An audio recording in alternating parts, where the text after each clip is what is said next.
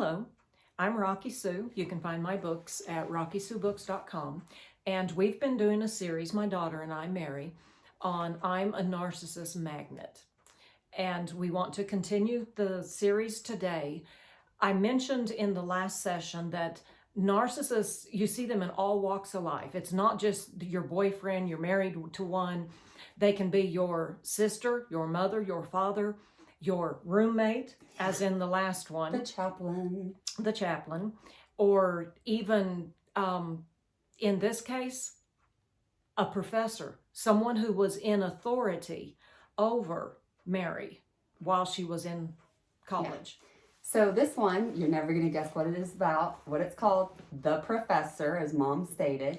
So I'm going to go over a couple red flags to look for in relationships with narcissists when they are above you in the workplace or in an education environment. Examples of narcissistic behavior. These are just common traits to look for. When they condescend or talk poorly about your work product, when they tell you it's inferior, when you know it's actually quality, when they talk trash about you to other people, when they try to turn other people against you in the work environment or in the education environment, when they take credit for your work or give credit to other people, when they try to hurt your future prospects. You're going to see all of this today. When they have zero guilt or remorse for their actions, they feel entitled to treat whoever they want, however they want. They can treat you inferior if they want. They feel entitled to lie and to treat people poorly, while pretending that they're a great godly person and they're so amazing. So these are the red flags that you're going to hear in the story today about the professor. So as you know from prior recordings, I went to North Greenville University. There was a professor there who was about 24 years old. She was, she had a master's degree, and she was a pretty young professor, in my opinion. And she was she had groupies. She had people who she hung out with all the time, certain students who were her favorites, and they could do no wrong. She was really rude and mean to me in class. She would try to humiliate me and degrade me. She just absolutely hated my guts. So I was not one of her favorites. I was not one of her groupies. And I have no idea why she had such a strong aversion to me, but it was strong. It was so strong, other students noticed it and actually commented on it. But I just never said anything because I just thought, well, maybe if I just am really respectful because she's a professor, if I'm really kind, if I just work really hard in her class, then maybe she'll just come around and stop hating my guts. Did not happen, just made her hate me more. The fact that I didn't really show any feelings or emotions, I didn't get hurt or upset by her, I just kept doing my work and leaving. I think that really bothered her because she was really wanting to get under my skin. One of the things that will make a narcissist irate is they don't have emotions like a normal person does, and the only way they can feel emotions is by trying to get the other person to scream and yell and curse at them, or through love bombing. And that's what this gal was doing, was treating you so horribly. She wanted to make me cry. And trying to get an emotion, but it made her more angry because Mary did not respond to her the way that she wanted her to respond. And had you responded to her, she would have loved it. She would have loved it, and she probably would have tried to hurt you, trying to get you out of the college, trying to do something to hurt you in the process. Yeah, well, she definitely, she was something else. And here's the thing, if someone's treating you this way, you're not the only one being treated this way. And that's going to be one of the points in this story. So I was features editor of the North Greenville University newspaper, and I would write 1 to 2 articles a week. I'm going to call this girl Blondie. There was another girl who was on the paper, Blondie, who never turned in articles, never did her assignments, never did any work. Somehow Blondie had straight A's in the professor's class.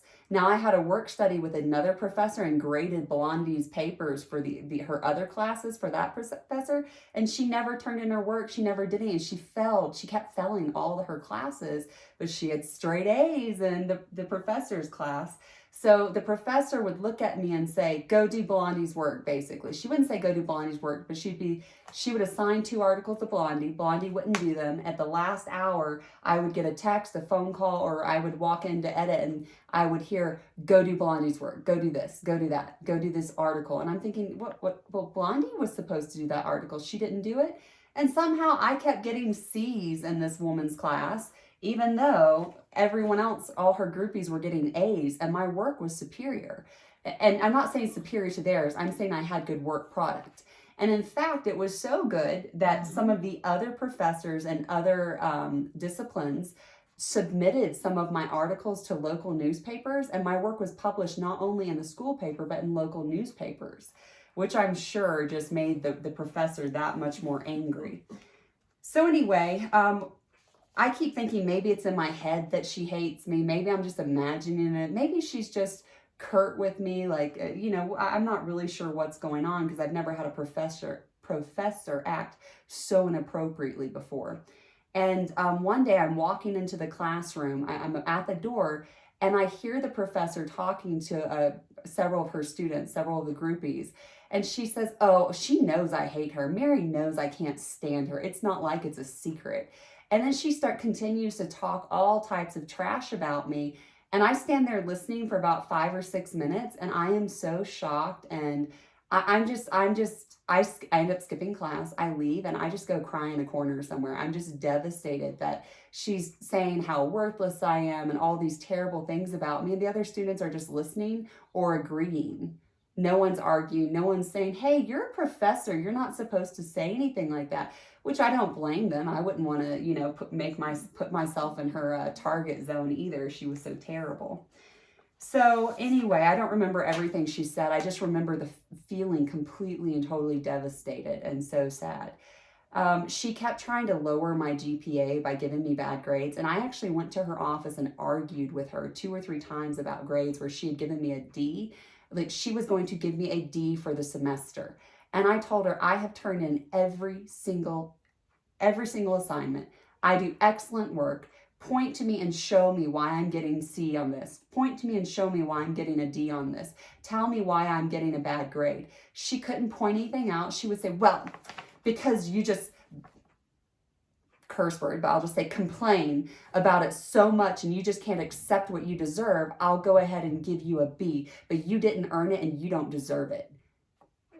But she would raise my grade, even though I didn't earn it and I don't deserve it. Anyway, what ended up happening is another professor who I worked with, Dr. Karma, who I had a work study with, called me in one day and he said, what's going on with the professor? And I said, what do you mean? And apparently another student had come forward and said, hey, this professor is really mistreating Mary. This professor is mistreating this other girl and this other girl, and giving them bad grades, making them do other people's work and giving other people credit for it, and had reported her. And so I sat down and told him, the things that she was doing. And he looked at me dumbstruck. Why didn't you come to me? Why didn't you say something to someone? And I was sitting there, twiddling my thumbs thinking, I don't know. I just thought that I wouldn't be believed and it was my fault. Like I had done something wrong or offensive. I don't know why it never crossed my mind to go report her. But, if there's human resources at your job or the education place, you don't need to just deal with it. Go report their butts to someone. Yeah. Like, don't let someone mistreat you like this. I mean, I was young and sweet and I don't know. I didn't know any better, but with age comes wisdom and laugh lines. They're both worth it. So, my Dr. Karma was furious. He went to Dr. Hagen, the person at the head of the mass communications department, and they ended up, the professor ended up getting in trouble for the way she was treating other students, the way she was doing her grading, the way she was acting.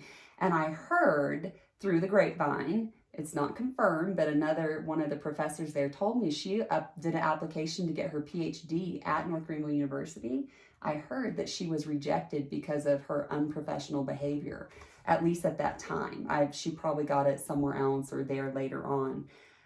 Anyway, her revenge on me was fast and acute.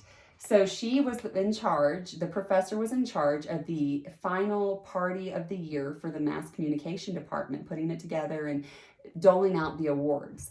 So seniors, there's only a couple of us seniors in the department that this year that we're graduating. There's maybe like 5 or 10 of us. The rest are all freshmen, sophomores, and juniors. And so it's a time to really focus on seniors and give them awards for their hard work throughout college and to acknowledge what they've done. So basically every single senior is supposed to get at least one award. I was expecting to get several awards because I had done excellent work and I had worked my butt off for, the entire time I was getting the major. And at the award ceremony, every single person's name was called except for mine.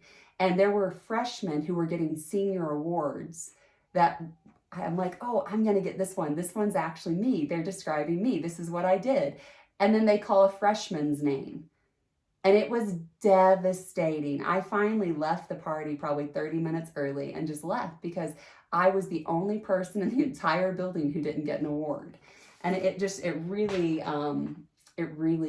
was painful. It stung because I was like, I've put my heart and soul into everything, and other people were getting awards for things that you did. Right. So I wish I would have brought the coin down, but a few weeks later, I'm in the chapel during the reward ceremony. Now, you weren't originally. You were doing something else. You weren't even planning on going. No, originally. You have to go to chapel. But they were saying to come in. You ended up going in not dressed or right for chapel, not anything. You still had art stuff on you. So, which was common for me. I did a lot of ceramic work and I love ceramics. So I'm standing there doing my RA duty in the aisle, making sure people aren't sleeping during chapel. And as Mom pointed out, I am covered in ceramic dust. I'm wearing these loose sweats that my friends despised and called my man pants.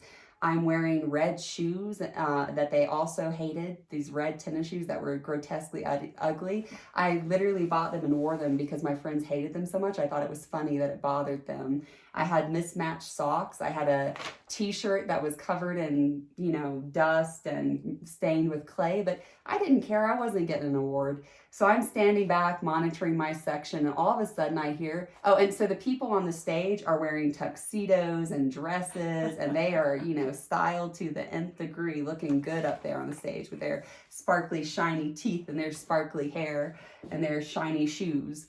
So I am, all of a sudden I hear my name. Dr. Epstein says my name, and I'm thinking, what?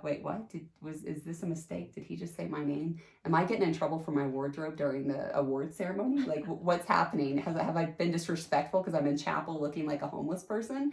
And then he calls my name again, and I'm thinking, oh my gosh, what am I getting called up there for? And I look terrible, awful. So I walk up, meekly, kind of embarrassed. And Dr. Epstein starts laughing and says, well, at least one person today is surprised that they're getting an award. And I got the American Legion Award. And apparently the professors from all the different disciplines came together and voted on a student who was exemplary. I'm sorry, it's that dyslexia again. Say it for me, Mom. I have dyslexia too. Oh, okay, so never mind. Exemplary. Anyway, that word. So a student who had done a really good job throughout the entire semester, who, was honorable and trustworthy and just all these great qualities, and they had voted on me. So that was a far bigger, greater award. Won the top award for the entire and only one person gets it each year. Yeah. And they had given it to me, and I was shocked, and I was so happy. I was almost in tears. I couldn't believe that I got an award. And, despite my wardrobe, it was a really moving moment. And as I'm leaving the chapel, I see the professor, and she's just glaring at me from the side. She was so angry that I still got an award. And I was like, giggle, giggle, ha ha, in your face, justice is served. But you know, those are things to look for. The red flags that we mentioned today are things to look for in the workplace, in the education place, when you have a narcissist. And if you educate yourself by listening to, you know, other YouTube videos like Dr. Romani or Lisa Romano or Dr. Grande, or, I mean, it's better than just reading books. They really break out the characteristics and the patterns of narcissists. They're not very original. They're not very bright. And they follow patterns, and you can expect them to project. You can expect them to do certain things just every day of the week, all the time. And you can actually kind of be aware of what they're going to try to do to get you. If you know the patterns, you're not going to be surprised, and you can do preemptive strikes. But I don't mean to be mean. I just mean preemptive strikes as in like guard and protect yourself better. Yeah, mentally protect yourself, knowing that it's not you, it's them. Yeah, They're they the have ones. big issues. Yeah. So anyway, we're going to be writing, my mom has written 13 books. I did help a little with ideas and stuff like that, sentence structure, editing, whatever. It was great. So if you are interested, we would love to get comments from you. We would love to hear feedback about your stories. She is going to be writing. I'm going to be incorporating at least two narcissistic characters, one in each of the books. One's a comedy. So if you've got some funny stuff that you can remember back that someone did, I am going to be looking for some of the humorous stuff, and then the other will be not so funny. More serious. A lot more serious. But we would like to help to expose what narcissism is, how it hurts people, and just so people can learn what it is, be able to recognize it, and maybe be able to get the narcissist out of their life if that's possible, or at least avoid them as much as is possible. Or if that's not possible, how to deal with them in the most healthy manner. Yes. That's not going to give them the emotional, you know, narcissists are like succubus. Like they want to, any type of emotion, whether it's anger or sorrow, I mean, they love it. They're like over there sucking it off of you, which is why they're going to try to hurt you. They're going to try to make you yell and shout, because then they've got under your skin, and it gives them some type of weird gleeful joy that they've you know, got under your skin and they've hurt you in some way.